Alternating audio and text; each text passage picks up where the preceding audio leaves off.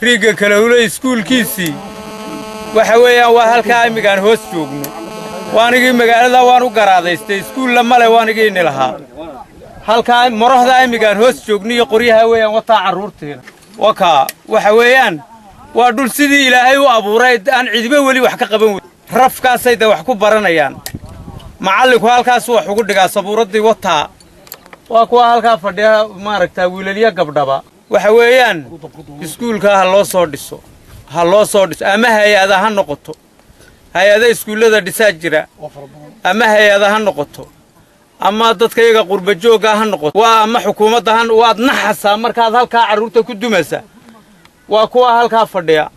waa wax laga naxa weeyaan ha loo soo dhiso maalin dhoweed waxaan maqlanay waa maalintii waxbarashada ayaan maqlan iskuullada aada maalin dhoweed baan maqlanay waxa weeye dadkaasi waa reebaadiye ma kuwa magaalooyinkuunbaa iskuullada aada la leeyahay waa reebaadiye dadkaasi waa idinkaa arkaya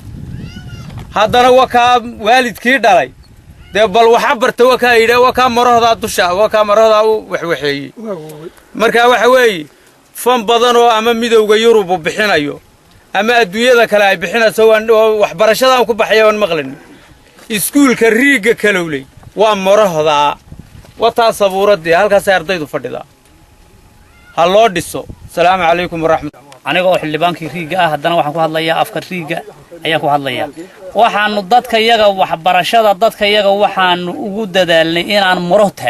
maro inaan taagno inuu qof kasta oo waalidkii dhalayba uu soo goosto ciyaalkiisa maro iyo qori uu soo goosto ayaanu gaadhnay halkaasaan waxa weeyaan ilaa 7 sano ilaa 6 sano ayaan wax ku baraynay ciyaalkayga dhulka qaarkiina waxa weeyaan waxa iskoolada iyo waxa maxay ahayd laga dhisay meel kasta oo daabiyad kastana waxa ka dhisan iskoolo halkani markaa dadku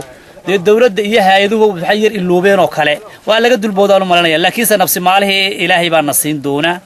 dawladda waxaan ka codsanaynaa in la soo dhiso iskool hay'adaha dadka walaalaha ee qurbaha ku maqan inay noo soo dhisaan iskool baan u baahanahay ilaah baa mahadle ilaahay hanala qabto annagu se waxa weeyaan waxaanu ku gaadhaynaa wanaaga marohda assalaamu calaykum أنا waxaan ahay macallinka waxa weeyaan dugsigan iskuulkan marohda marka waxa weeyaan